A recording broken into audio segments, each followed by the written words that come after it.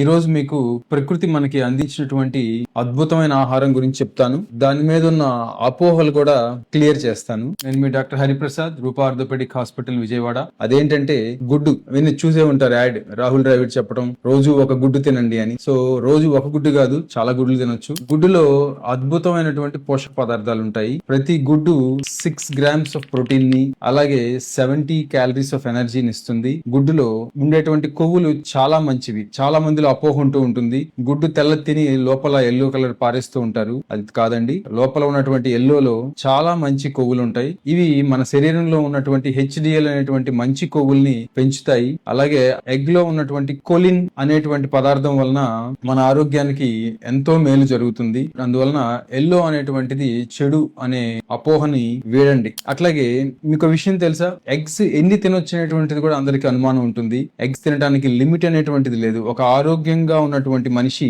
రోజుకి ఈవెన్ 30 గుడ్లు కూడా తినొచ్చు. ఫర్ ఎగ్జాంపుల్, బాహుబలి సినిమా టైంలో మన ప్రభాస్, రాణా వీళ్ళందరూ దాదాపు 30 నుంచి 35-40 గుడ్లు తిన్నవాళ్లే వీళ్ళంతా కూడా. అయితే అవన్నీ కూడా డాక్టర్ పర్యవేక్షణలో, అలాగే న్యూట్రిషనిస్ట్ పర్యవేక్షణలో తీసుకున్నటువంటి ఆహారం. జనరల్ గా అందరూ రోజుకి 4 నుంచి 5 గుడ్లు వరకు ఆరోగ్యంగా ఉన్న వాళ్ళు తినవచ్చు. కాకపోతే లోపల ఉన్నటువంటిది ఎల్లో ఓన్లీ 1 లేక 2 మాత్రమే తినాలి, మిగతాది వైట్ తినొచ్చు అనమాట. అందువలన గుడ్డుని ప్రతిరోజు మీ ఆహారంలో ఉంచుకోవడానికి ట్రై చేయండి. ఇది మరి వెజిటేరియన్స్ కి నచ్చకపోవచ్చు, కానీ గుడ్డు అనేటువంటిది చాలా మంచిది. సో రోజు గుడ్డు తినండి, ఆరోగ్యంగా ఉండండి. For more information, like and subscribe our page.